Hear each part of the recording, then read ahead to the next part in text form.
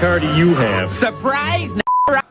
Dick Rider from Long Range. I caught you at 4K. Oh my God, two different styles. Oh my God, glazing from Long.